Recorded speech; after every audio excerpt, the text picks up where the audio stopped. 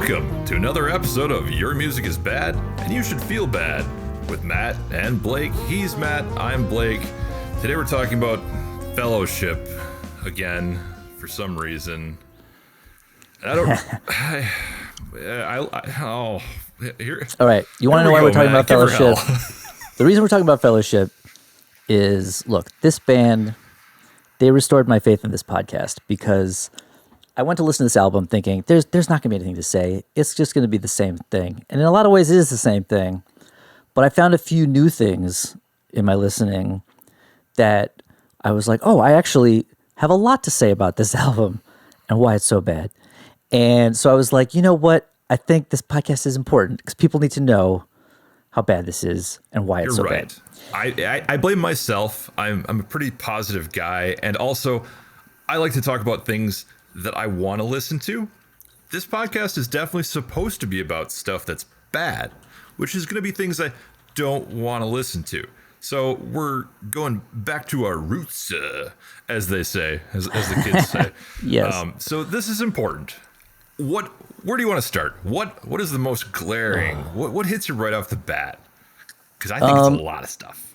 All right, let me just start. This is kind of petty and not that important, but maybe a good place to start, which is that I could never for the life of me remember the name of this album when I was trying to listen to it. And I kept like saying the stars above eternity or the skies over eternity and Apple. And I was in the car, so I was telling Siri to play it and she didn't know what that was. And so she kept playing other crap. And I'd be like, no, Siri, no. And then I have to start over. And then finally, like, you know, at a red light or something, I was able to, what's this album called?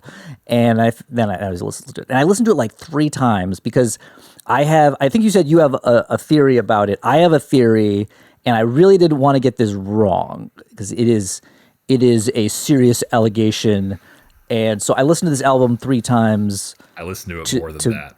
Oh my God. Like, because I'm a glutton for punishment, apparently. Yeah. My theory is very tongue-in-cheek, so I'm just going to throw this out there. Okay. All right. Go for it. Maybe I should pause. This might need to be edited out in case it's too inappropriate. Okay. Pause. Matt, I worry that this band, in particular this singer, is a thing that is being promoted and getting a lot of attention because he is a Make-A-Wish kid. And we are assholes for dragging him. We're going to come out and find out that this kid is terminally ill. He's terrible, horrible suffering in life. And that's why this is so uplifting and upbeat. And everyone loves it, despite the fact that it is incomprehensibly just awful. It's the that Mr. Show sketch with the kid taking guitar lessons. Yeah, he's terminally ill, and the teacher's like, "That was amazing, man!" And then he's like, "Oh, he's gonna live. Get out of here, man. That sucks." Wait, no, oh no, he's definitely gonna die. Oh, yeah, it's like, but we didn't get the memo somehow. Like they didn't put it in the reviews. About. I don't know which. We got a bunch of guys from A&G just love this, and we got them being booked on Ty's stuff, and Ty loves this, and the fans love this. And we're gonna be these guys that people are gonna watch this, and it's gonna be like, you dicks. This kid is suffering. I don't know. Did I like? Is it maybe there's a secret code that we're not getting from the reviews? Like when they say it's like super positive, it's like wink, wink. That's supposed to mean they're like it's very positive, despite the fact he's dying. Yes, we're positive that he's dying. Ooh. My other question then is it just the singer or is it the whole band? Well, the singer is awful. Awful. Actually, I have a backup theory. Maybe an additional theory. The production on this is super uneven, and in particular, the vocal production is really, really, really bad. It gets just slogged, hammered way down in the mix, and I don't know if that's because the producer is bad at his job, or if because he's trying to be good at his job by burying a bad singer. I suspect some of column A, some of column B may be true. I don't know, but where was I before that? I lost track of my conspiracy theories are getting too complicated. The Oh Make yeah, a the Wish band or the and singer. That's right. oh yeah. The band. I don't know. There's a lot of production. Clearly, like MIDI crap, and we've got an orchestra, and we think we're scoring a Disney movie or something. So there's production that goes into that, and it's sometimes hard to tell if the band is bad or mostly robots. Yeah. Right. So I don't think the band is bad. I don't think they're the terminally ill kids.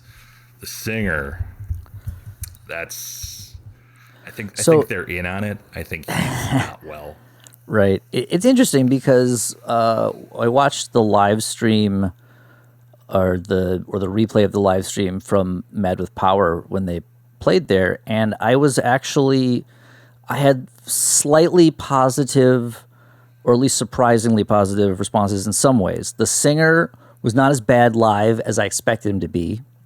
I mean, he still has the same voice, like he's kind of, derpy, and so He's not just is derpy. what it is. He sounds like Christian youth minister guy. That's a like, good description. Hey, kids, you know who else wanted to be a hobbit? Jesus. So, you know who else hung out with a bearded guy who wandered around a lot is the apostles. So, yeah, well, they were missing a guitar player at Mad with Power, and the other guitar player was pretty decent considering. A little sloppy compared to the recordings, but again, could have been much worse. I don't remember if they had a bass player for that one or not, but they were missing a guitar player, and I think they probably used tracks for his parts or something, and so that was a little iffy. But again, this band is at least 80-90% MIDI, so we know there's no keyboard players. We know all the orchestration and all that stuff is MIDI programmed, and I think that may be a contributing factor to the mix because you have to mix with all these fake instruments, and they're not considering how to it's hard to say. Like, I went from listening to I had put on Return to Heaven Denied, which is a really good power metal album, and it sounds very good, especially considering it's from 1998. And I put this on after it, and it sounded so like narrow and like squished into like it just everything was smaller. Like, frequencies were all kind of in the same range, and like the sort of stereo spreads felt very tight and not like there's no depth. But what I noticed with the singer was that, because I was trying to give him credit, but I feel like the vocal mix was worse than the first album. Like, I think it was still bad in the first one, but it was worse. And I think it was, like you said, maybe somebody was just trying to bury him in the mix. But it was weird because, real quick before I forget, because I've forgotten this point twice. Mm-hmm. Did you also notice that there seemed to be like uneven and possibly moving levels? I listened to this in 3 or 4 different sound environments because, like I said, Glut for Punishment. It was my car, my work vehicle, my headphones, and just some studio type speakers.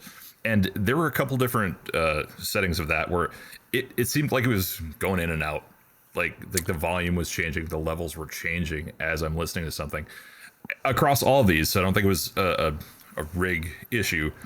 Did you run into that? It was worse in headphones, honestly, than anything. Yeah, I think you would notice that kind of thing more in headphones.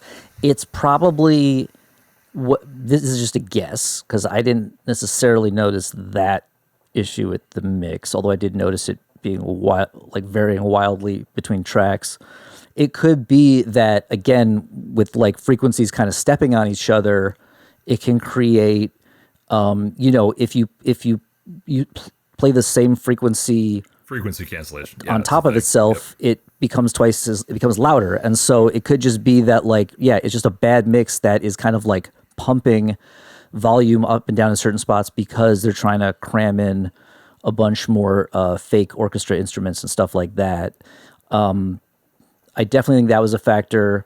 I think with the singer, what was weird was that I feel like he was mixed loud enough, but because of the tone of his voice, it was like drowning in the mix. Like he was like, I could hear, I'm like, I should be able to understand what he's saying, but I don't have the time.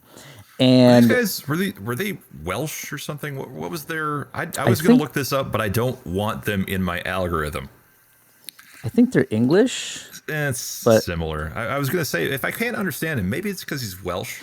No, there's no accent.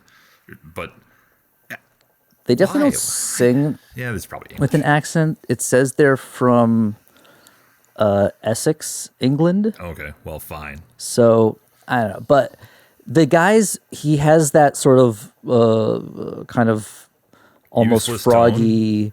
Kind of round sounding voice, and I think one thing is that I thought he sounded better than I expected at Mad with Power, but I think to get that result, you would need to find the right microphone for him. Whatever they used for him wasn't doing him any favors, and then whoever mixed it also didn't do him any favors because they could have probably EQ'd it a bit to be more intelligible. And so ironically, I actually think that part wasn't entirely his fault because I've heard him do better, even though I still don't like his voice, but at least I could understand more of it on the first album and Mad with Power. I thought he was surprising because I've seen so many bands with one album play prog power and then the singer is just like not ready to sing live at all because he never has. Other than the fact that they were like 2/3 of a band and probably a MacBook, my favorite musician these days, MacBook Pro, he's great. He's always there. Very prolific. Plays with so many bands. Very prolific, exactly. I thought, he did surprisingly good job, but yeah, and this one, it's he's just like drowning in the mix. And one of my favorite bits, this is a good segue. I kept mishearing this one lyric. What the hell is this album called again? Skies, Starry Skies, something above Starry Sky. No, it's like 4 words. Skies above eternity. Skies above eternity. Not skies over eternity, not stars over or above eternity. The bitter winds is the third track, and there's this lyric in the chorus: "Am I the only one who knows there is no substitute for hope?" Now, what I had guessed that it was supposed to be was home. I also thought home. Neither of these rhyme. Nope. With nose. What does rhyme with it is hose. Yep. I kept hearing it as, "Am I the only one who knows there is no substitute for hose?" And I was like, fellowship. That is very out of character. I was like, oh, it's a whole new direction. It's fellowship because they're fur to fellas. So that was constantly hilarious to me every time I heard them. Because like neither of those, I think home would have been a better lyric than hope, but neither of them rhyme anyway.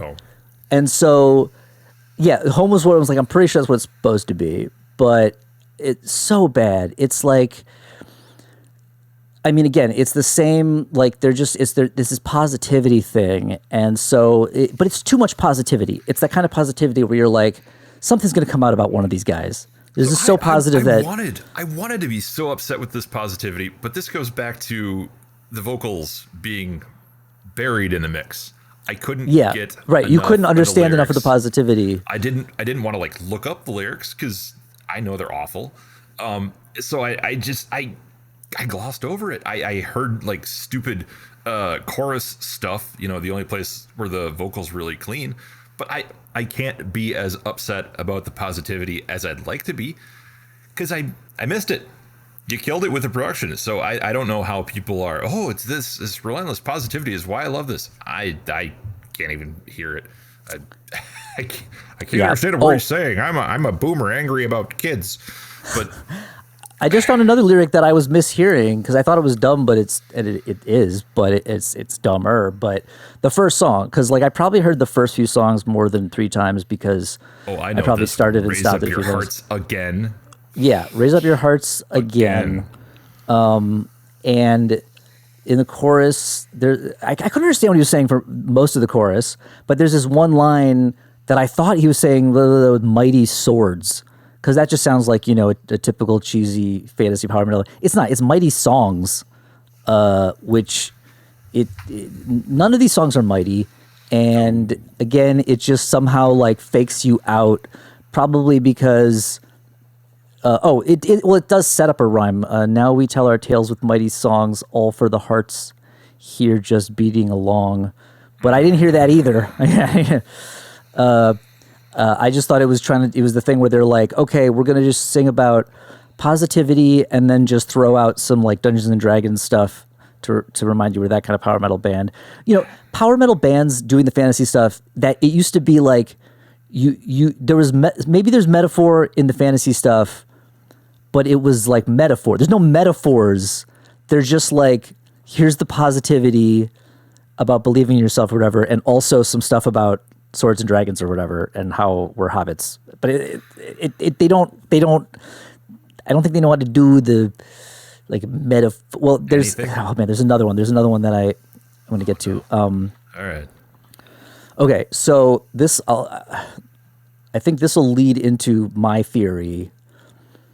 On the only reason I listened to this was because it was on the Angry Metal Guy top 20, and I think also his personal top 10. Yeah, but both. He It was also like his number 3, something about it was like a 4 out of 5 overall, but a 5 in my heart. It's like, what the.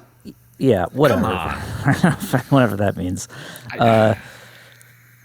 But there was also a thing of like he put his like favorite songs of the year, and one of them was "Victim" from this album. It's the second track, and he might be right that it is the best song on this album, but that's not saying much.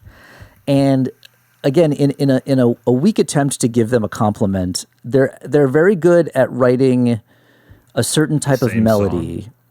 A certain type of melody, in a sense, because it's the melody that you've heard before, because it's been in like 5 other power metal bands have used it. So they're very good at writing these sort of very consonant, usually major key power metal melodies that resolve every chance they get. But they're very familiar. Like again, I've heard worse. I've heard bands who couldn't figure out how to rewrite the same melody that every other power metal band that was successful has done. Okay, but here's the thing about that. Before you, yes. I'm going to break ahead. up your train. But I had this problem 4 or 5 times on while listening to this. I'm not paying attention to exactly what's going on track wise. I'm not looking at my device and saying, "Oh, okay, here's this song, this title, blah blah blah." And multiple times I thought, "Oh, what the hell is it? Repeating the last song again?" And it's not. But it is, because their songs are the same song several different times. It's the exact. Come on, I'm hearing the same melody. It's the same theme. Nothing here is significantly changing, other than it's good. It's slightly different, not good lyrics that I can't understand very well. You're right on the money. Victim, I think, stands out a little. It was like maybe the best version of a melody that you've definitely heard before. But then it also had several things in it that drew my attention to the worst things about this band. For one, it is they repeated a lyrical formula from the last album. You remember how there was the like, "Am I worthy?"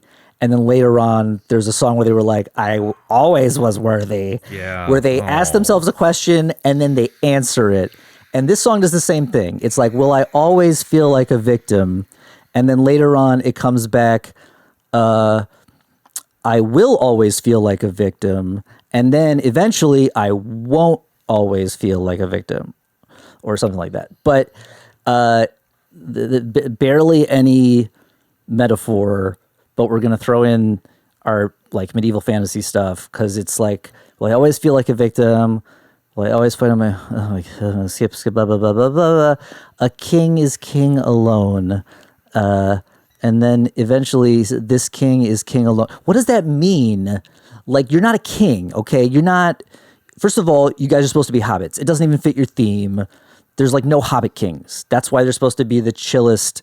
They're like communists or something. They just like, they're like anarcho socialists or something. They like live in like a nice community. They farm, they eat. They're just chill and they don't hurt anybody. But this king thing keeps coming back, and something about like something about thrones. But that was so bad. But another thing about this track stood out. There was this little bit of bass, and I'm actually questioning my thoughts on this now because it looked like they have a bass player now. They didn't. The first album they didn't have a bass player. The one guitar player who is still there from before, I believe, played bass on the first album. But there was like there was a little bit of bass at the beginning of this track that sounds good. Like, it sounds like somebody had good bass tone. And my guess was that it was possibly a sample or plugin or something, because you can get pretty good. Be anything good new on this record? Right, and it didn't really like matter because it was just this one little spot. It was like, I was like, oh, that's a cool little bass tone, and then the rest of the track is like the same crap or whatever. And it wasn't like I heard a good bass line come out of it. There's just one moment where the tone was, I was like, oh, I was surprised by that, but it made me think of something. Full disclosure, establish my biases. I happened to watch a YouTube video a little bit before I listened to this album for the first time, and this may have drawn my attention to this more, and maybe why I didn't notice it on the first album, or something like that. There was a controversy over the guitar player. This is a separate thing. I was going to fill in the history and explain why this informed my observations. I just remember. Okay, Lucas Mann, who is a guitar player for, I believe, Rings of Saturn, and I thought he was in some other band too, but he had a big controversy over a bunch of fake guitar playing, which has become very common online. Shred guys play some shreddy thing, but they're really just like miming along, yes. And it's not even a recorded guitar track. It was like Guitar Pro MIDI. Which sounds bad, but it's gotten to the point where it's convincing enough. But it also has a distinct sound because you hear like every single pick strike equally because it's sampled. It's MIDI playing noises or whatever. So I stumbled on this video. I thought this guy was going to be defending him and saying how his guitar playing wasn't fake, because he was talking about how Jared Dines had made a video pointing this guy out in a particular live performance where you hear it and it sounds like you see him playing and it sounds, the track's just too perfect and it seems fake. But no, he actually was going through why it definitely was fake, and how Lucas Mann made like a 40-minute defense of that one clip, and he went through how that defense just proved it was fake, because his defense contradicted itself. First it was like at one point it was like, oh, you're just hearing the guide track that is in my monitors because the camera is close to my monitor. But then he was also just claiming like, no, you could hear my real guitar playing. And then later on he's saying, you can't hear my guitar playing because you hear my monitor, you only hear the guide track. And so he contradicted himself.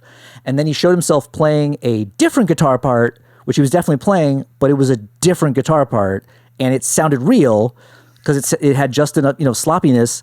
And he's a very good guitar player. So it's extra ridiculous to do this kind of crap, because it's like, just play stuff that you can play. But he's like, no, I need to play stuff I can't play, but have you think I can play it. So he played something that was very fast, but was totally different, not the same kind of part at all. And they're like, see, that's real. And then the guy was like, yeah, that was a different part. So I had just watched this and this kind of in my brain. And so I'm listening to this and I started to notice a lot of the guitar solos where there's a lot of arpeggios, a lot of sweeps. It is very, Rhapsody-like. And I started to notice that they're like very, very uniform. They're like perfectly in time. Again, the pick attacks seem to be very much the same volume on every note. There's no discrepancy between the lower strings and the higher strings. It's a very common thing with sweeps is that the low strings are usually less clear because they're thicker, the tone is different, and the high strings, it's easier to get that, but then the lower ones, they get kind of like muddy and they blend together more. It's harder to articulate them. And so even the best guitar players, like John Petrucci, Jeff Loomis, guys who play sweeps and crazy shred stuff all day and all night, you can hear these little things when they do crazy sweeps and stuff like that. And this didn't sound like that.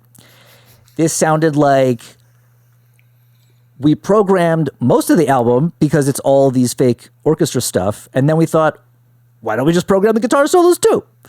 And then, like, there's little moments where maybe you can hear some real guitar, and so it's possible that there's like three possibilities. One, they had this, guide track of MIDI guitars to write the songs, program in parts, and then play over it, and then they just used way, way more of the guide track on the album than the actual recorded guitar. That's one possibility. Another is they're just super, super heavily edited, quantized, and compressed, and a certain type of guitar tone.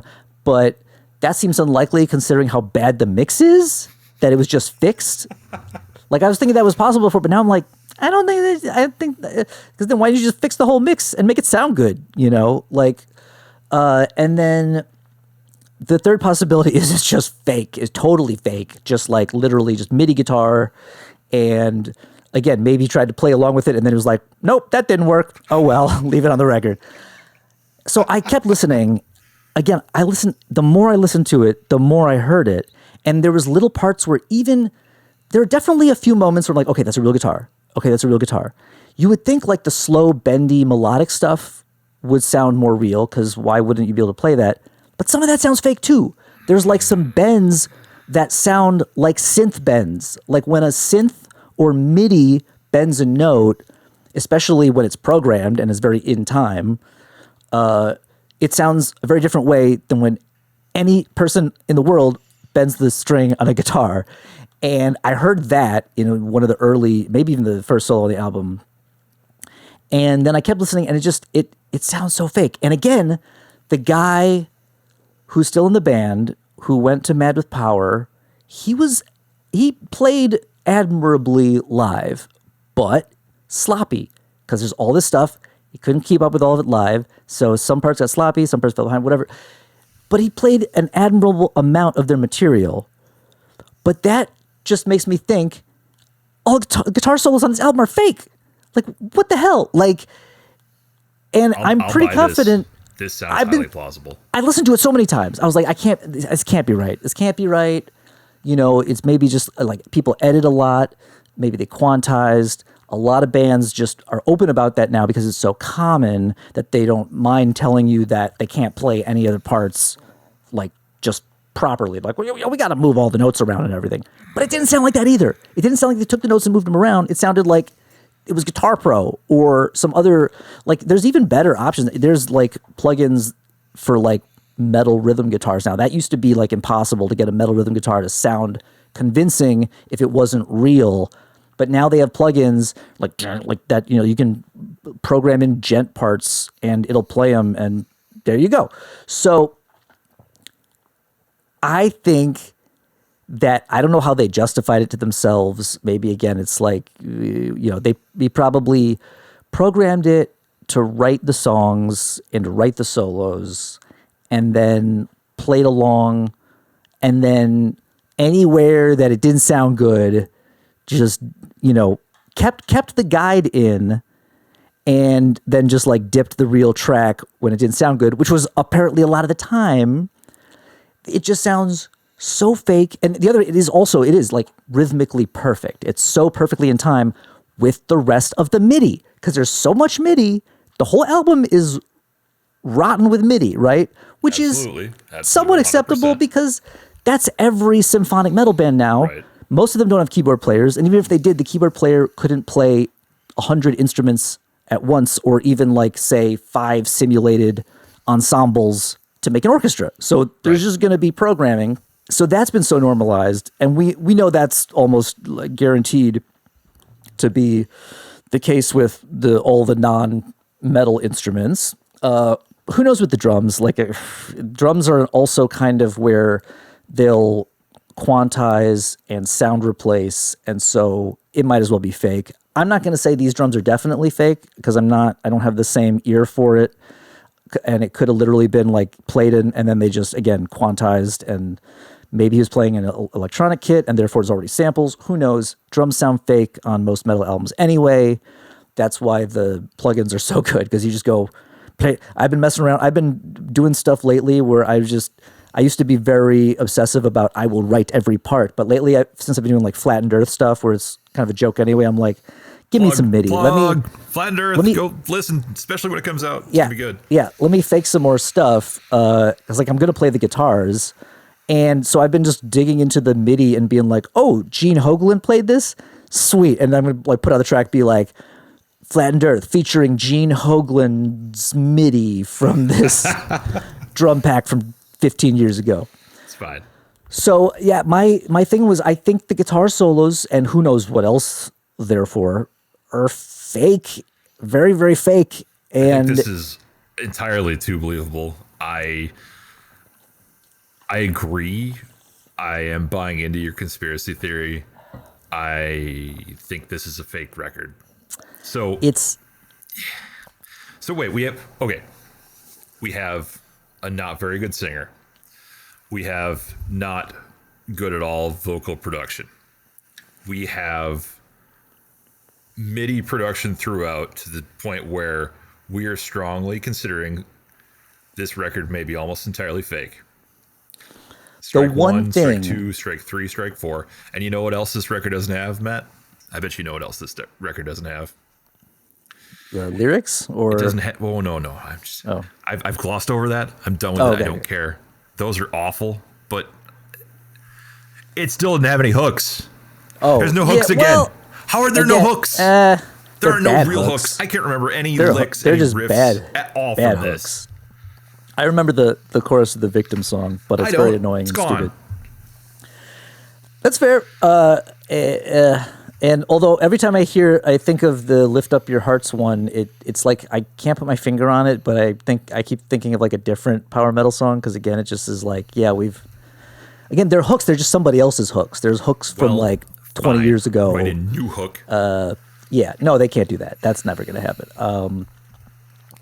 I couldn't believe, like, the one thing you expect. Look, again, the ship has sailed on drums. I'm not a drum purist, because frankly, you got to know a drummer who can play the stuff, and you got to be able to record drums, which means you need an engineer who can properly mic and record drums, and someone who can properly mix them. And you need enough time to properly, like, it's so hard to get real drums. It's great when you can manage it. Like, I'm sure Dream Theater is recording real drums, and you're that's hearing a pretty legit safe assumption. Well, especially since that was a whole thing about Portnoy was pissed because Images and Words has like a replaced snare. It's like a fake snare, and he was so. I think that fake snare sounds great, by the way, but he was so mad about it, and then they took over their own production, and then you're definitely hearing real raw, real drum sounds, but there's not that many Mike Portnoys around, and so it's hard to do stuff like that and do it for real, and also you need a budget. So whatever, less stuff's faked, and if the drum parts are going to be they're just going to be like a standard metal beat anyway. Who gives a crap? But the guitars are one thing that, not just because they've been hard to fake until now, but because it's like the main instrument for metal. It's the main thing that makes the sound, that makes what you're listening to be metal. And especially when you're doing like Rhapsody Symphony X, again, maybe Jeff Loomis, crazy arpeggio, because there's arpeggios just sweeps out the butt in this record, right? Just so you, and to fake that, again, they're not the first to do it, but usually it's like on Instagram. Usually, I mean, I don't know, maybe there are a bunch of fake records. I think that was that might have been part of the allegations with Rings of Saturn. I don't know, because I don't listen to that band. But for the Positivity Hobbits to be faking all the guitar solos I need a t-shirt that says "For the Positivity Hobbits." It's not very Hobbit-like behavior, is what I'm saying. And I think... well, the Hobbits were somewhat notoriously lazy. That's true. I mean, we have these Hobbit stories, and these are the big stories because these were unusual Hobbits. And That's true. Big epic journeys. This was not... And that's true. The thing. This was so unusual. These were extraordinary hobbits gallivanting about the countryside, saving Middle Earth. And that's clearly what this band thinks they're doing, is gallivanting about the countryside and saving middle class America and Europe, or the whatever. middle of England, United Kingdom. But there's so. The guitar is bad. The guitar is bad. The guitar is bad. There's not like solos. There's not like real arpeggiation, notes and things. It's all bullshit. And the singer's bad. The singer's so bad he had to be produced down into the mix. Without a good guitarist and neat guitar parts and solos and fun stuff like that. But that's the crazy thing. This guy... The guy, okay, we're going to have to watch this video in a second, or at least I'm going to go through it to see. Oh, God. For Evan. Okay, they had two guitar players. I originally thought the other one was cleaner. Maybe he was faking it the first time. I think he's gone. Maybe, you know what? Maybe, okay, this is wild speculation. All right, so here's our full-on conspiracy theory, wild speculation. Good kind. He didn't make it to Mad with Power. They had one guitar player and a MacBook. And I didn't hear an explanation for why, but maybe he was just like, it's one thing to fake this stuff in the studio and make a video where you pretend you can play it, but I'm not going to fly to the United States and do it on stage. But I don't think they didn't fake it on stage. That's the other crazy thing. Is it possible that this other guitarist is not really a guy in the band? Is not real? He's just no. He's probably a guy, but I'm not sure if he's a real guitarist. He may have just been in the video. Well, but he was able to fake it in the video to where I thought he was a better guitarist than the guy who's still in the band. That's what was surprising. He seemed better. He seemed the better of the two in the first one. But maybe he's a guy from another band that does play guitar that was like, hey, be in my video. You can make it look like we're a band, because we're not. We're a MacBook and a bad singer. But if it looks like there's like 5 of us, we can get some schmuck from Wisconsin to book us as a band. Yeah. Sorry, I'm making these faces because I just noticed there's like even more music videos. Oh, good. I don't. Oh, they're so bad. They really. There aren't videos on Bandcamp, though. Are there? No, but usually if they're going to be like, here who we are, here's who's in the band. Maybe. They list both guitar players still. But then there's like pictures of 4 guys, and then this music video, there's, I don't know. I think he's just getting his friends. He's got like buddies who's just like, yeah, come be in my video. We're a band. They claim they're both, they seem to claim they're both in the band still. And one of them didn't go to Wisconsin. The one who did, he can play guitar. Like, he did a good job. It was, exactly what you would expect from a band with this many notes. And it makes sense also if this is how they write all the guitar solos, is by programming them into Guitar Pro or something and then trying to learn them. And like, A for effort, like he played a lot of the stuff he's supposed to play, but then when it fell apart, it was like not that surprising. But so what? That's what you do until you don't do that. Or if you do that and you can never fully play the stuff you wrote, you write slightly easier stuff so you can actually play it. people want to hear. Well, okay, nerds want to hear musicians Nerds are playing. people too, Matt. I think. Nerds want to hear musicians playing at the limits of their ability. They don't want to hear them playing past their ability because it's not possible. You can't play past your ability. You play limit, like right at the limit. You can fail past your ability. That's true. And you can Milli Vanilli it, and you can. It's so. I will say the singer did get a full size cape for this new video. I guess if you get a hold up your heart, you need a full size. Is he not available to pretend to play? Oh, is he the villain in the video? What is? They have like puppets. I don't know. Maybe he's really ugly.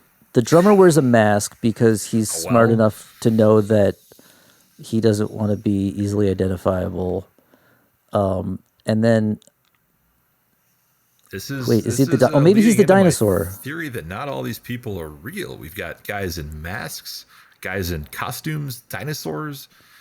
You don't need that many guys if half of them are in costume. You need as many guys as are just faces. I'm not gonna watch it. I refuse. I've put enough. I listened to this album like 6 times. Okay. The credits here. The other guitar player is now credited as guitar studio only, which apparently includes music videos.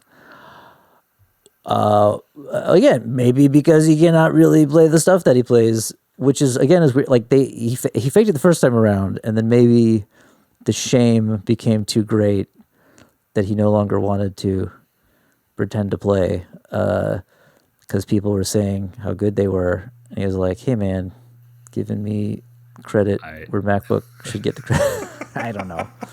Jesus Christ! No, this band's awful.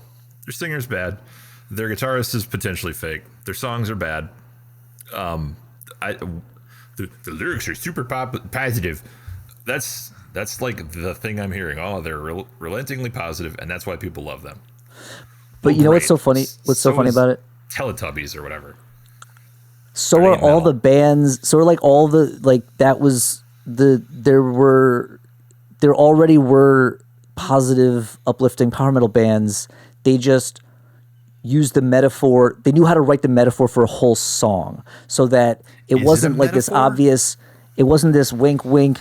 We're dorks, but like we're singing about knights being knights, but we're really dorks. Wink, wink. Like it was just like we just sang about being knights or whatever, and how going into battle and blah blah, and like it's uplifting, but without the obvious. It's like in wrestling, how they have kayfabe. You know, you're not supposed to like talk about the show, how it's a fake, how it's planned out, and like they don't understand that. There's like the wrestling fans who don't understand how that works. They think it's real, or they think it's all fake. Like it's like they're a wrestling band. It's fake, but but the guitar playing is fake instead of the like medieval fantasy metaphors. It's so ridiculous, but it just makes it so much worse that they're so popular, because it's like, you know what? Maybe it's because Dungeon Synth is so popular, and Dungeon Synth is probably fully idiomatic to be entirely MIDI based, because it's all just synths, right? It can all be programmed. And that's fine. Not all of it is. Sometimes they play synths live, but it can be programmed. So this is maybe in reality this is a Dungeon Synth band with vocals, and they just LARP as a metal band by pretending to play guitars and stuff. That's the best I can. I'm trying to put this all together. And stab at why. Well, why in general, but like, I want to be clear. We do not begrudge them their success. We just want to know how and why this has happened, because to be successful is fine. You tapped into something that stupid people, and people like, it's fine. Bilk the idiots. But how did you do that? Are people this dumb? I think they might be this dumb. I mean, I think it's the natural progression as power metal, consumes itself and rots from the inside. Is that there's like a bunch of bands that have kind of come through who were doing power metal, but they couldn't quite.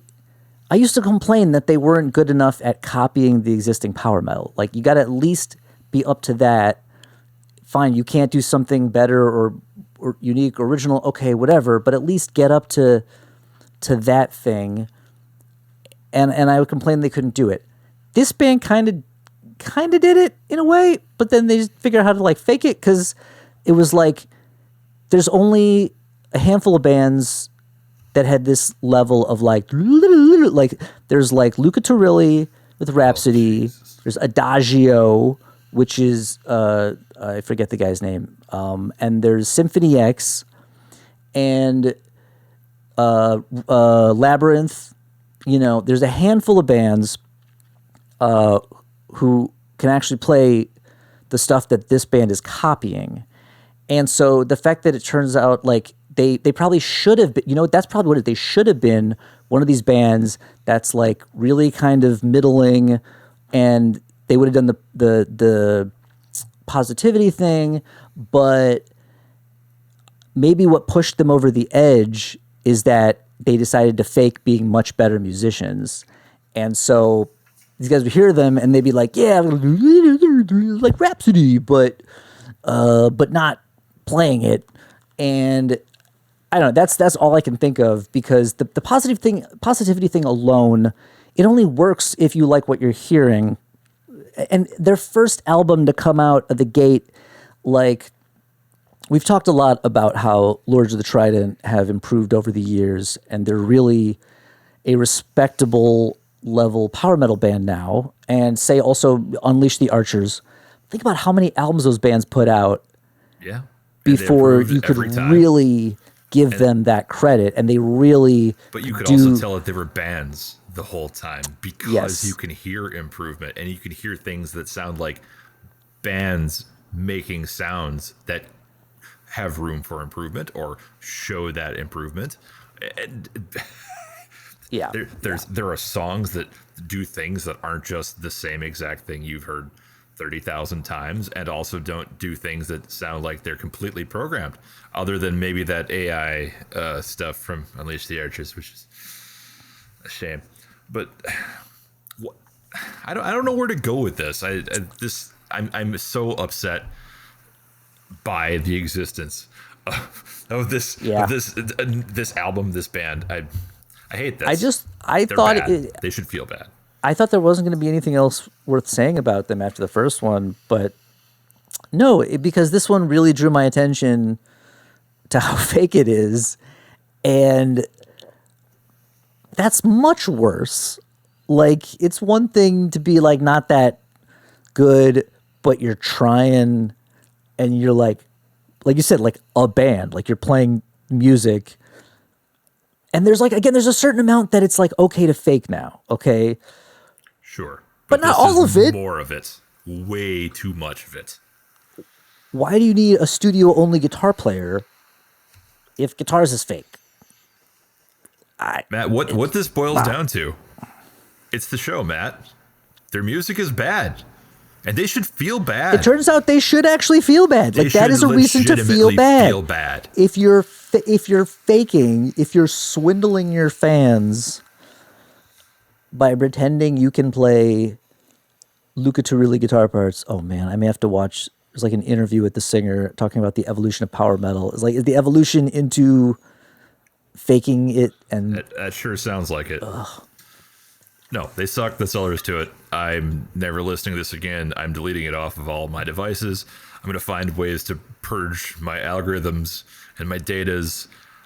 This is one of the worst things I've put myself through. And I'm done talking about. How about you? It's real bad. It's real bad. I'm sorry I made you listen to it. No, that's the show. But we might need to talk about a format where we listen to some bad things and some good things.